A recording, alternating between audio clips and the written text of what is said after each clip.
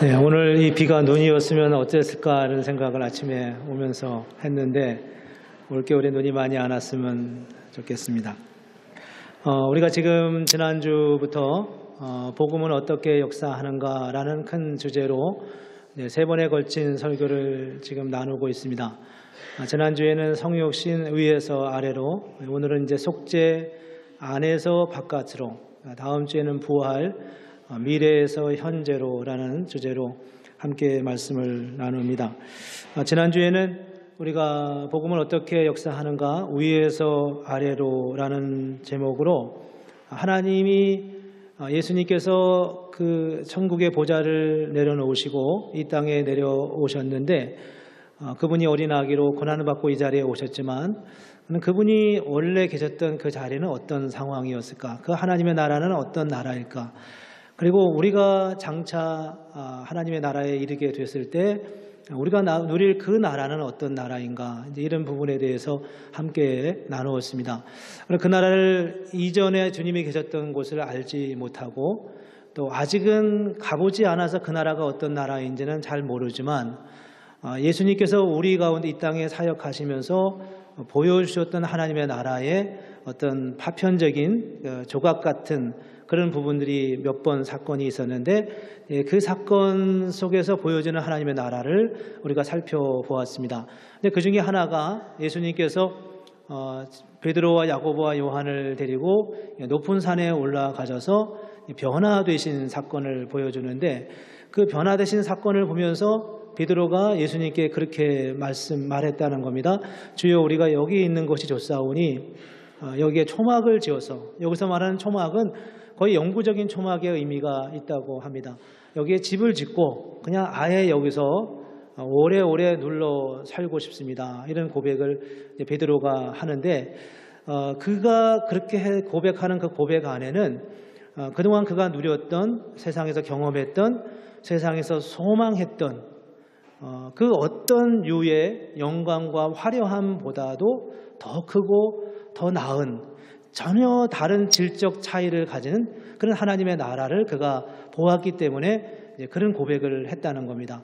세상에 그 어떤 것을 줘도 비교할 수 없는, 세상에 그 어떤 것과도 바꿀 수 없는 그 하나님의 나라, 그 하나님의 역사를 빌립보 가이사랴라고 하는 당시 팔레스틴 지역에서 가장 화려한 도시였던 그 도시에서 그 고백을 했던 베드로의 고백이 아주 특별하고 놀라운 의미를 갖게 됩니다.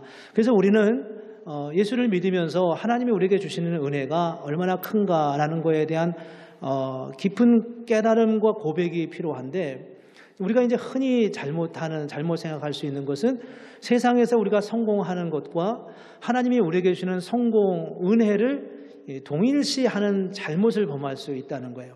근데 그게 가룟 유다를 통해서 나타났고, 가룟 유다가 결국 그런 아이디어로 오늘 뭐 그 얘기를 다시 자세하게 설명할 수는 없지만 그런 아이디어로 하나님 예수님을 만나려고 했을 때 결국 예수님을 십자가에 못 박는 곳으로 몰아갔고 스스로 자기 목숨을 포기할 수밖에 없는 그런 자리에 이르게 됐다는 말씀을 지난주에 나누었습니다.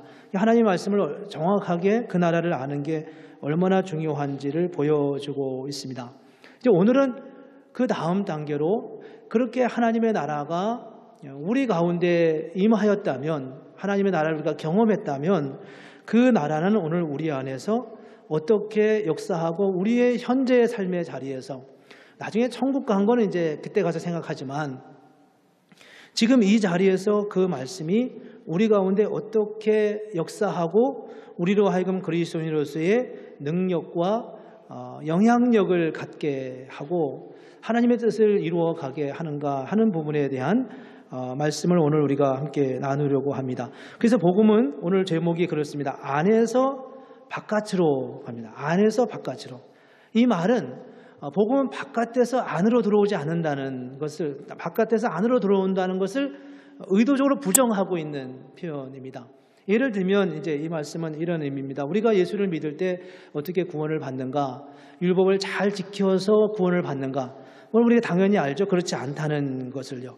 어떤 규정을 잘 지켜서 구원을 받는가? 저는 예배 시간에 가능한 모든 분들이 잘 지켜서 시간을 지켜서 왔으면 좋겠고 적어도 10분 전에는 오셔서 예배를 잘 준비하셨으면 좋겠습니다. 그것은 우리가 예배를 잘 드리기 위한 하나의 방법이기 때문에 원하지만 그러나 우리가 예배 시간을 잘 지킨다고 해서 그것이 우리를 구원으로 이끄는 것은 아니지 않겠습니까? 복음이라는 것은 안에서 밖으로 나가는 거예요. 그 말씀은 다시 말하면 하나님의 말씀이 우리 안에서 어떻게 무슨 일을 하고 계시는지를 깨닫고 그걸 아는 게 더 중요하다는 겁니다. 여러분들이 예수를 믿으면서 여러분 안에서 어떤 일들이 일어났습니까? 이 말은 사실 조금 어려워요. 왜냐하면 여러분이 태어났는데 여러분이 어떻게 태어났습니까? 라고 하는 질문과 같아요. 우리는 그냥 태어나진 거지 우리가 무슨 어떻게 우리가 방법을 사오고 어떤 절차에 의해서 태어난 건 아니잖아요. 그렇지만 마찬가지로 우리가 예수를 믿고 구원을 받은 하나님의 사람이 되었는데 그 과정에서 우리가 어떻게 태어났는지는 잘 알지 못해요. 그렇지만 성경이 우리가 어떤 과정을 통해 태어났는지를 말씀하고 있습니다. 몇 가지로. 첫 번째는 뭐냐 하면 속죄의 은혜입니다. 속죄. 하나님이 우리의 죄, 예수 그리스도를 통해서 우리의 죄를 용서하신 것입니다. 우리를 용서하셨어요. 모든 사람은 다 죄가 있고 그 죄책이 있고 죄책감이 있고 그것이 우리의 삶을 누르고 불행하게 하고 우리는 잘 의식하지 못하지만 우리가 좀 완전하지 않다고 하는 어떤 그 죄에 대한 의식이 우리의 삶을 끊임없이 갉아먹습니다. 그래서 우리로 하여금 더 역동적인 하나님의 사람으로 살아갈 수 없게 만들죠. 근데 주님이 우리의 죄를 용서하셨다고 말씀해요. 2000년 전에 십자가에 죽으심으로요. 그리고 그 이어서 두 번째 오는 하나님이 행하신 역사가 뭐냐 하면 우리를 의롭다고 칭해 주셨습니다. 이걸 칭의라고 말하죠. 의롭다고 라벨을 붙여준 겁니다. 원래는 의인이 아니었음에도 불구하고 너는 의인이야 이렇게 재판에서 판정을 내리듯이 그렇게 한 것이죠. 이건 일종의 영적인 비약입니다. 영적인 도약이죠. 우리의 의도와 상관없이 우리가 의로워지려고 애를 쓴 것이 아님에도 불구하고 오히려 의롭다고 하셨습니다. 세 번째 하나님이 행하신 일이 뭐냐 하면 우리를 하나님의 자녀라고 말씀하셨습니다. 관계가 형성된 겁니다. 의로워진 것은 별일이 그런 관계의 문제는 아니지만 하나님이 우리를 당신의 자녀라고 삼으시면서 하나님과 우리 안에 관계가 이루어졌습니다. 하나님을 우리가 아빠, 아버지라고 부르죠. 이 사실이 얼마나 놀라운 사실인지 우리는 잘 몰라요. 그런데 정말 힘들고 어려울 때 하나님 앞에 기도해 보셨나요? 정말 외롭고 힘들고 돌파구가 없을 때 하나님 도대체 이럴 때 어떻게 내가 해야 하겠습니까? 라고 할 때 여러분 하나님을 아버지라고 불러보셨어요? 하나님을 아빠라고 불러보셨어요? 전에도 언젠가 한번 그런 고백을 드렸지만 저도 그런 어떤 상황에서 기도하는데 정말 마음에 답답함이 있고 힘들 때였습니다. 하나님 앞에 정말 용기를 내서 하나님 아빠 그래 불러봤어요. 근데 그때 어떤 느낌을 가졌냐 하면 하나님이 마치 아주 더 높은 우주 끝에 계신다고만 생각했던 막연하게 그렇게 느꼈던 하나님이 갑자기 제 앞에 다가와서 왜 그래 이렇게 말씀하시는 것처럼 그런 느낌을 제가 가져본 적이 있었어요. 우리 하나님은 우리에게 하나님을 아버지라 부르게 하셨어요. 하나님은 우리 인간은 피조물이잖아요. 피조물이라고 하는 것은 만든 존재와 같은 존재가 아니에요. 제가 마이크를 만들었으면 마이크는 저와 성질도 다르고 목적도 다르고 모든 게 다 다르죠. 그러나 내가 낳은 존재는 이거는 똑같은 존재가 돼요. 성질도 같고 형상도 같고요. 하나님이 우리를 만드셨음에도 불구하고 하나님이 우리를 낳으셨다고 말씀하는 거예요. 여기에 굉장한 신분적, 존재적 의미의 차이가 있어요. 굉장히 큰 비약과 도약의 역사가 이 안에 있죠. 우리가 예수를 믿으면서 우리는 다 알지 못하는 사이에 하나님이 우리 가운데 이루신 하나님의 역사입니다. 네 번째는 성령의 내주하심입니다. 성령이 우리 안에 내주하시면서 우리 안에 거하신다는 거예요. 그래서 그 성령이 우리와 인격적으로 하나가 됩니다. 인격적으로 연합이 되는 거예요. 인격적으로 연합이 된다고 하는 말의 의미는 이게 난지 성령인지 구분이 안 가는 거죠. 인격적으로 연합이 됐으니까. 부부가 정말 마음이 하나가 돼서 생각이 같고 같이 늘 의논하고 늘 생각 이야기하지만 그래서 어떤 중요한 결정을 내렸습니다. 그 결정을 내리고 누구에게 가서 이야기를 했어요. 우리가 이런 결정을 했다라고 말하죠. 그러면 그 사람이 이렇게 묻습니다. 그게 당신 생각이었습니까? 당신의 배우자의 생각이었습니까? 그때 여러분은 어떻게 대답하시나요? 글쎄 이게 내 생각 같기도 하고 내 아내 생각 같기도 하고 이게 내 생각 같기도 하고 내 남편 생각 같기도 하고 함께 나누는 중에 같이 의논에 대해서 연합되죠.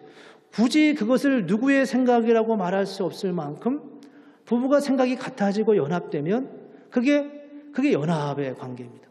성령이 우리 안에 오셔서 마치 내가 스스로 결정한 것 같은데 사실은 하나님이 내게 힘을 주신 거예요. 하나님이 내게 은혜를 주셔서 내가 그 일을 생각하고 그 일을 결정했는데 사실은 그게 내가 스스로 한 내 의지적 결정처럼 느껴지기도 하는 거죠. 그렇게 성령이 우리 안에 오셔서 내주하시면서 우리와 인격적으로 연합되어서 그 연합된 관계를 통해서 내가 하는 것 같기도 하고 그분이 하신 것 같기도 하고 그분의 말씀에 순종한 것 같긴 한데 사실은 내 의지적 결정으로 그 일을 한 것 같은 이런 연합의 관계를 누리면서 우리로 하여금 하나님의 목적을 향하여서 점진적으로 성장해 가도록 우리를 세워가시는 그런 역사가 예수를 믿을 때 우리에게 나타나는 하나님의 은혜라고 하는 것입니다. 그 다음에 다섯 번째 하나 더 말씀드린다면 이제 영생입니다. 생명이죠. 이렇게 하나님의 은혜를 가지고 살다 보면 우리는 죽음이라고 하는 것을 뛰어넘어서 영원히 사는, 죽어도 다시 생명을 회복하는, 우리가 가지고 있는 이 육신적인 이 몸까지도 다시 회복해 하시는 하나님의 약속이 이 안에 담겨져 있습니다. 이 모든 것이 다 예수 그리스도께서 높은 보좌를 버리시고 이 땅에 오셔서 우리를 위해 십자가에 죽으시면서 이루어 주신 하나님의 위대한 역사라는 거예요. 이걸 어떻게 우리가 예수를 믿고 예수를 믿으면 구원받는다 이렇게 한마디로 어떻게 다 정의를 내릴 수 있겠습니까? 이 모든 것들은 우리가 이 모든 구체적인 하나님의 역사들을 하나하나 생각하면서 저와 여러분의 삶 속에 그런 일들이 일어난다는 것을 깨닫는 것은 매우 중요한 일입니다. 이런 일들은 우리가 외적으로 무엇을 잘 하려고 하기 이전에 먼저 예수님의 은혜로 인하여 우리 안에서 이런 일들이 일어났다는 것을 깨닫고 인정하고 고백하는 것이 필요합니다. 얼마나 놀라운 일이겠어요. 위대한 하나님의 사건이지 않습니까? 하나하나가 너무나 놀라운 사건이에요. 많은 분들이 다 그 정말 놀라운 일이라고 저한테 눈빛으로 화답해 주고 있는데 몇 분들은 아직 아니신 것 같은 느낌도 들어요. 너무나 놀랍잖아요. 그렇죠? 이게 얼마나 위대한 하나님의 사건이에요. 이 놀라운 하나님의 사건을 우리가 예수를 믿으면서 우리 안에서 다 일어난다는 거예요.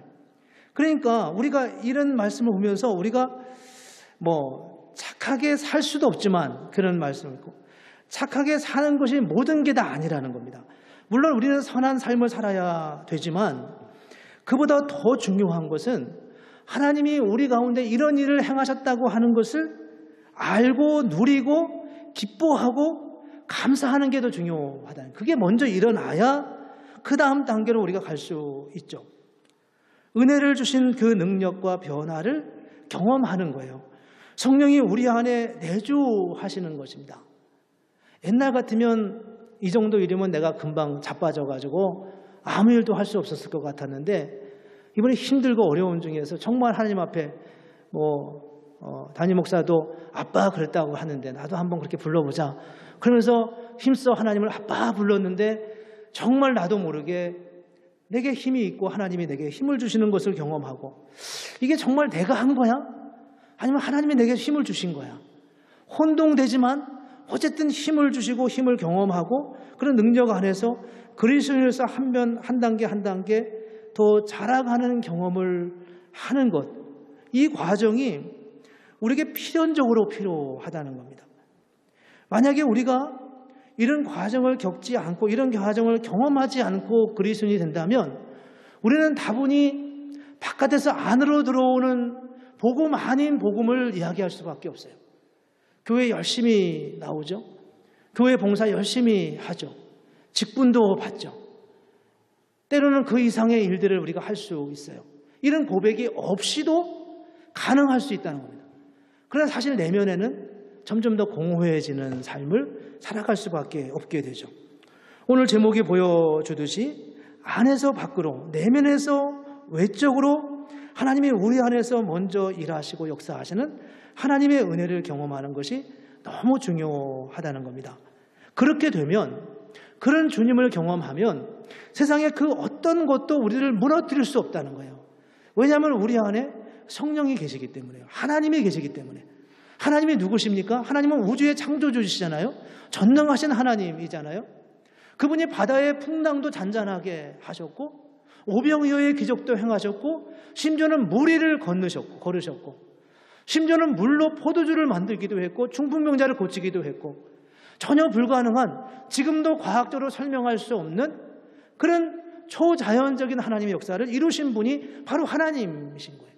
그리고 그분이 우리 안에 오셔가지고 우리와 인격적으로 연합돼서 우리와 함께 살아가신다는데 무엇이 우리를 가로막을 수 있으며 무엇이 우리를 무너뜨릴 수 있겠습니까?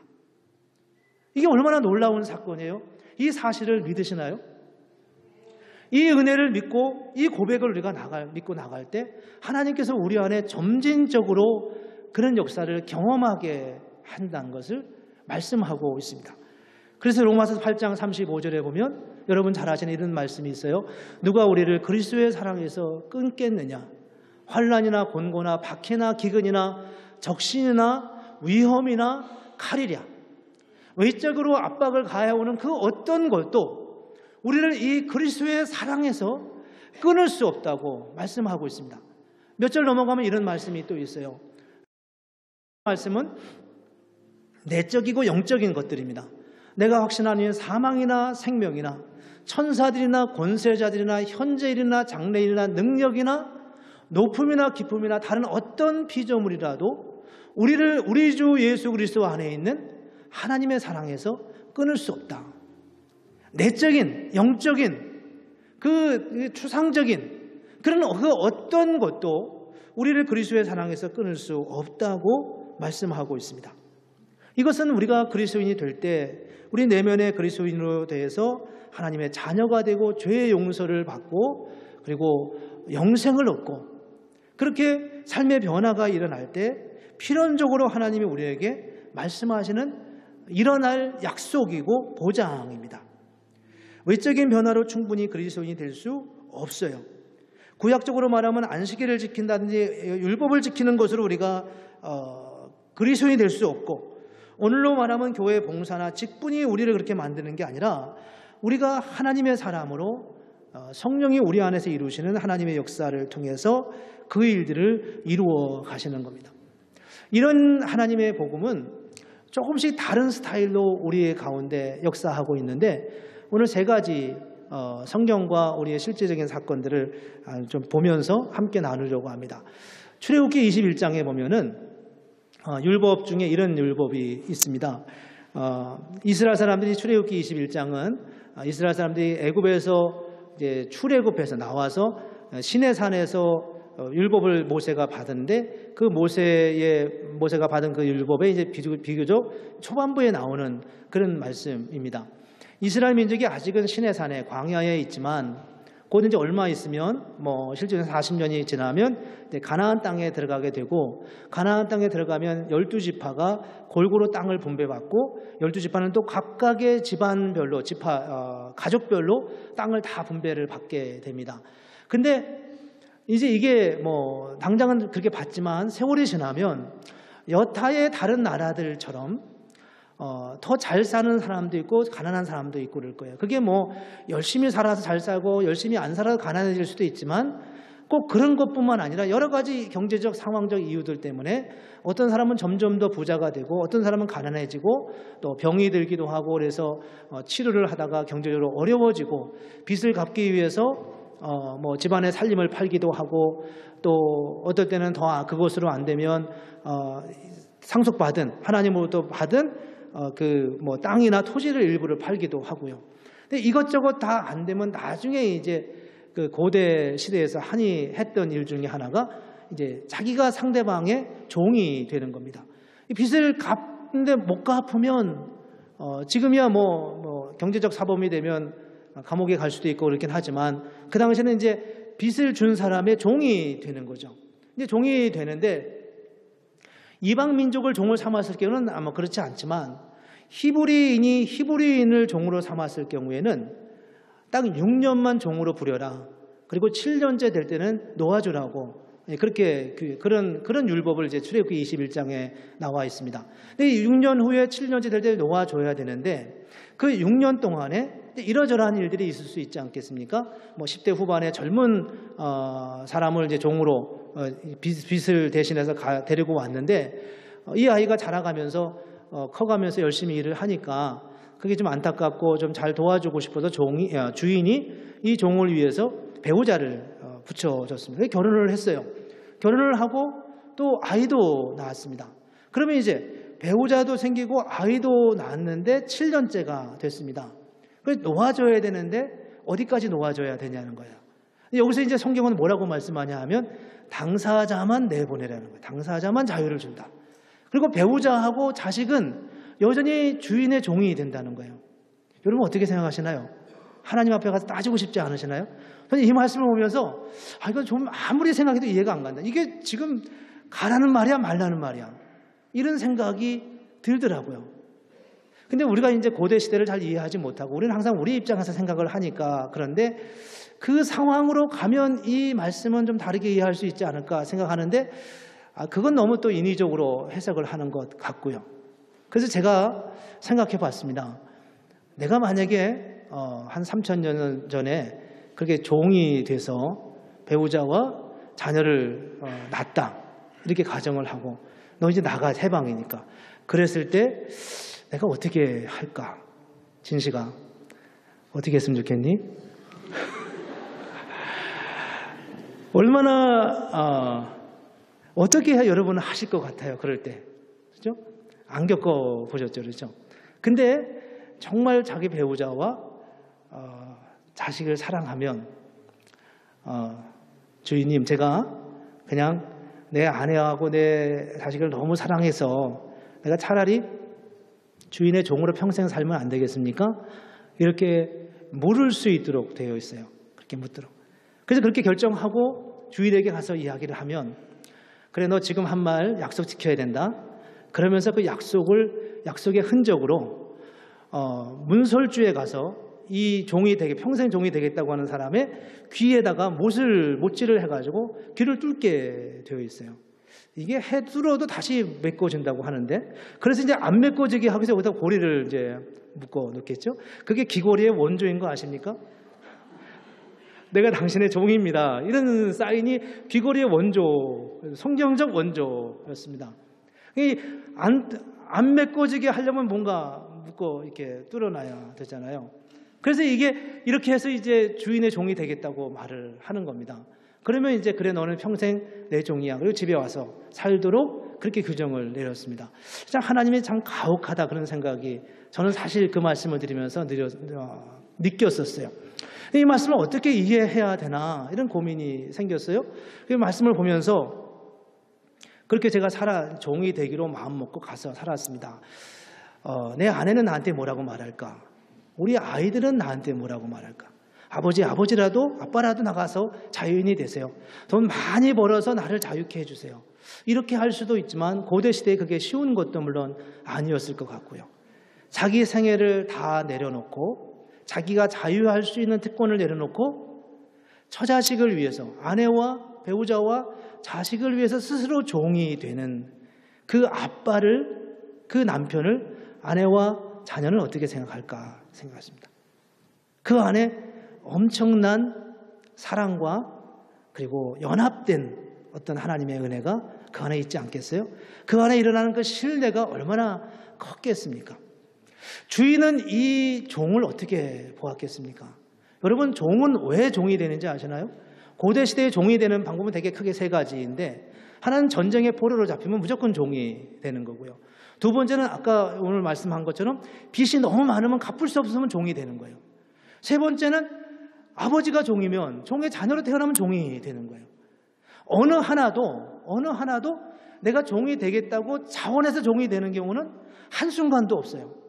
종은 절대로 스스로 결정해서 종이 되는 경우는 없습니다. 근데 딱 한 번 스스로 종이 되는 경우가 있어요. 바로 이 경우입니다.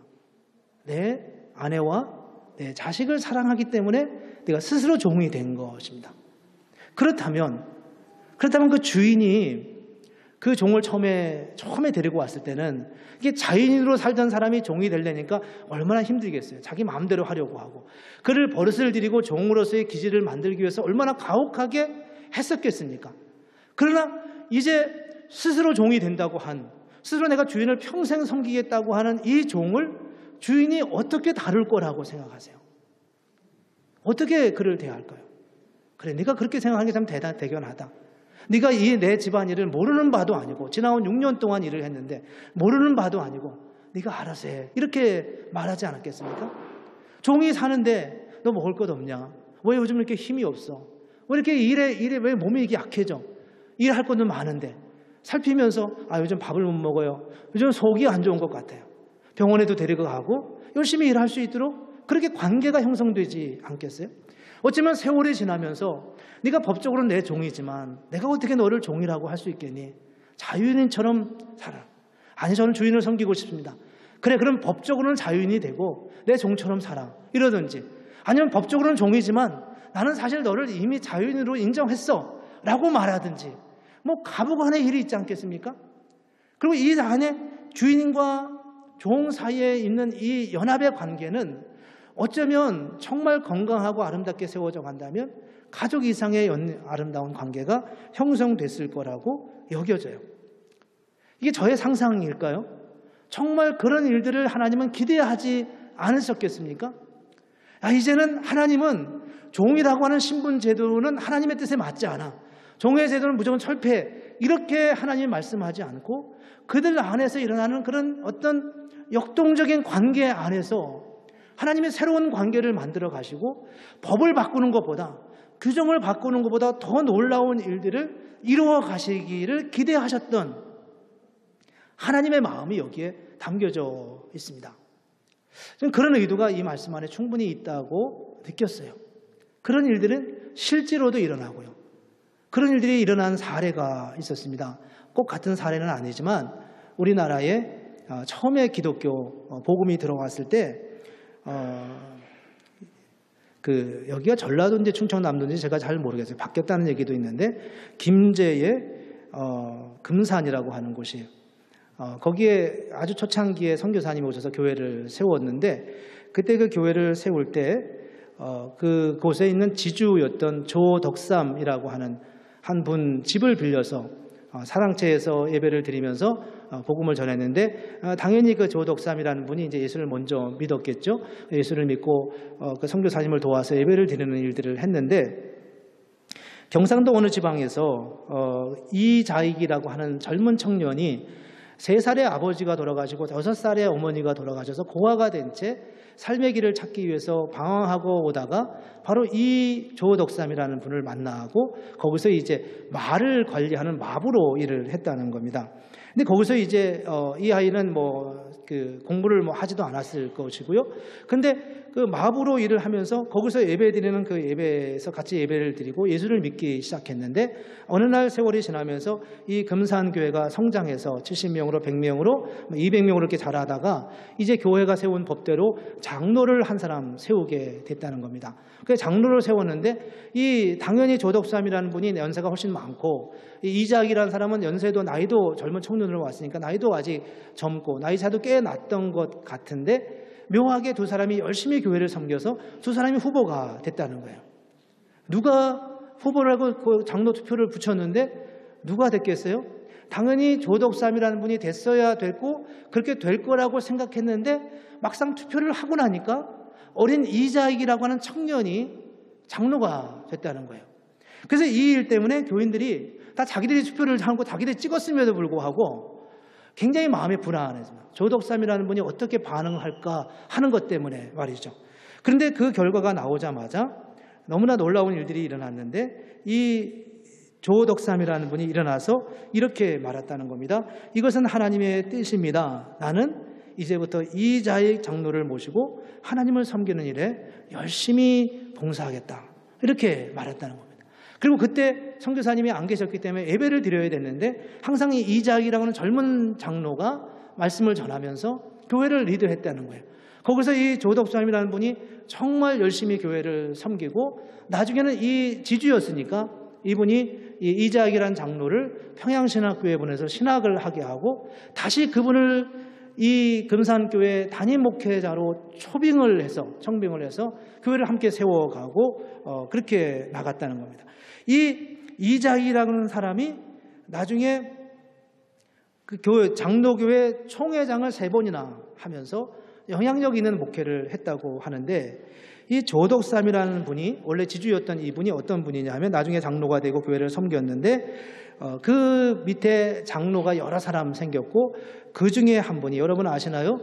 옛날에 국회의원 했던 조세형 국회의원이라고 굉장히 영향력 있는 정치인 중에 한 분이었는데 이분이 바로 조세형 장로님으로 그의 후손 중에 한 사람이었다고 합니다. 교회가 복음이 어떻게 우리 가운데 일하는가 하는 부분을 너무 선명하게 보여주는 그런 역사였습니다. 오늘 본문에서는 우리가 삭개오에 대한 말씀을 봅니다. 삭개오는 어떻게 변화됐을까요? 삭개오는 세리장이잖아요. 그 당시에 가장 유대인들이 싫어했던 세리장이었습니다. 근데 그 세리장이가 예수님 온다는 소리를 듣고서 뽕나무, 요즘 번역에는 돌감람나무죠. 뽕나무는 굉장히 작은데 돌감람나무는 굉장히 큰 나무입니다. 돌감람나무 위에서 예수님 오시기를 바라보려고 하죠. 그때 예수님이 이렇게 말씀하잖아요. 삭개오야 속히 내려오라. 내가 오늘 내 집에 유하여야 하겠다라고 그를 부르고 있습니다. 이때 이 삭개오가 예수님을 자기 집에 초청하고 이렇게 말합니다. 주여 보시옵소서 내 소유의 절반을 가난한 자들에게 주겠사오며 만일 누구의 것을 속여 빼앗은 일이 있으면 내 갑절이나 갚겠나이다. 그때 예수님이 이렇게 말씀합니다. 오늘 구원이 이 집에 이르렀으니 이 사람도 아브라함의 자손이다. 아브라함의 자손이다. 진짜 유대인이다.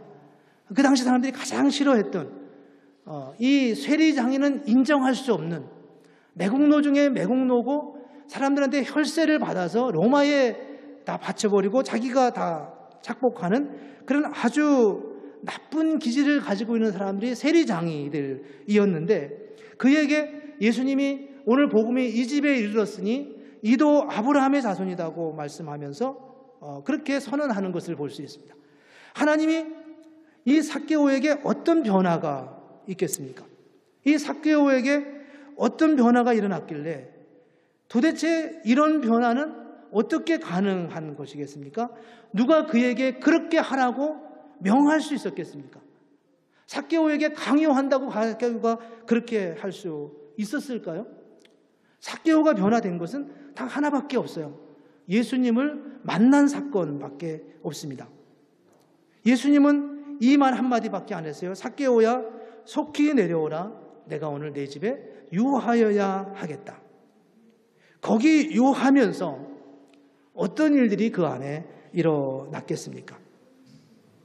우리는 앞서 말씀드린 속죄와 칭의와 하나님의 자녀, 성령의 내주하심과 영생을 얻는 하나님의 역사를 그가 누렸을 것을 짐작할 수 있습니다. 우리가 어떻게 예수를 믿고 우리가 어떻게 이 놀라운 은혜 안에서 바깥으로 뻗어가는 우리 내면의 변화를 우리가 어떻게 더 풍성하게 누릴 수 있겠습니까? 주신 은혜는 다 주님이 우리에게 주신 거였지만 그 은혜에 우리가 어떻게 반응할 수 있겠습니까? 오늘 삭개오는 진리에 대한 목마름이 있었음을 보여주고 있어요.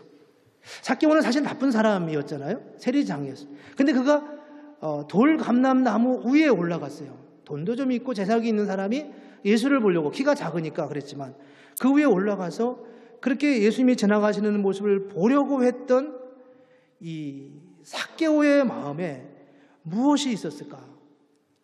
내가 돈은 많지만, 권력은 있지만, 남의 돈 내가 착복할 수 있는 힘은 있지만 그것으로 만족할 수 없는, 그것으로 충만할 수 없는 이 삭개오의 갈급함, 갈증이 그에게 있었어요. 여러분, 마태복음 5장 3절에 무슨 말씀이 있습니까? 팔복이 있죠. 심령이 가난한 자는 복이 있나니 천국이 저희 것이며, 마음이 가난한 자는, 정말 간절히 무엇인가를 원하고 하나님의 나라를 소망하는 자는 천국을 얻는다는 거예요. 하나님의 나라를 얻는 거죠. 베드로가 우리가 여기 있는 것이 좋사오니 여기에 머물렀으면 좋겠습니다 라고 말하면서 느꼈던 그 하나님의 은혜는 바로 마음이 가난한 자에게 주어진다고 말씀합니다. 삭개오의 마음 속에서 우리는 그런 마음이 있었음을 짐작할 수 있습니다. 여러분, 이솝우화에 그런 이야기 하시잖아요. 여우와 신포도나무. 한 여우가 포도밭에 가서 포도를 따먹으려고 했는데 그 포도가 너무 높이 있어서 아무리 올려서 이렇게 잡으려고 해도 못 잡는 거예요. 그래서 나중에 이 여우가 그렇게 말했대잖아요. 이 포도는 어차피 신포도일 거야. 내가 안 먹는 게 차라리 나아. 이렇게 말했다고 합니다. 근데 이게 다른 버전이 있어요. 여우가 이제 포도가 먹고 싶어서 열심히 포도나무를 올라가려고 했는데 여러 여우들이 함께 애를 썼는데 올라가서 한 여우가 어떻게 좀 나무를 잘 타니까 나무를 타고 올라가서 포도 아주 달콤해 보이는 그 포도를 따서 먹었어요. 그래서 딱 먹는 순간에 너무 맛있어서 맛있는 표현을 딱 하려고 했는데 사실은 그게 진짜 신포도였어요. 우리 찡그러지려고 하는데 그 순간 그가 꾹 참고 보면서 웃는 거예요. 얼마나 맛있는지. 밑에 있는 다른 여우들이 묻습니다. 얼마나 맛있니 얘야? 그 포도 얼마나 맛있니? 말로 다 할 수 없이 맛있어. 이렇게 맛있는 포도 내가 평생 먹어본 적이 없어. 여기까지 올라왔는데 내가 신포도 먹었다고 말할 수가 없으니까 그렇게 말을 한 거예요. 근데 그게 부러워서 다른 여우가 또 올라가려고 애를 쓰고 또 애를 쓰다가 한 여우가 다시 또 겨우겨우 올라갔어요. 그리고서 그 포도를 똑같이 한번 다시 입에 탁 먹는데 이게 신포도였어요. 속았구나 하는 걸 느꼈죠. 이 녀석이 나를 속였어요. 이 괘씸한, 이렇게 생각하면서 밑에서 다시 또 묻는 거예요. 다른 여우들이 야 여우야 그 포도 어떠니? 써서 못 먹겠어. 이야기를 하려고 하는데 그렇게 하면 또 속는 것 같잖아요. 그래서 다시 또 씩 웃으면서 굉장히 맛있어 이렇게 말을 했다고 그래요. 굉장히 재미있는 얘기인데 여러분들이 별로 재미를 느끼는 것 같아요. 이게 우리가 살아가는 삶의 모습이라는 거예요.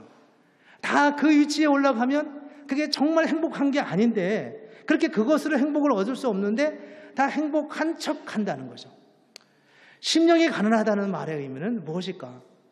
삭개오는 어떤 마음이었을까? 예수님을 만났을 때 그것으로 만족할 수 없었어요.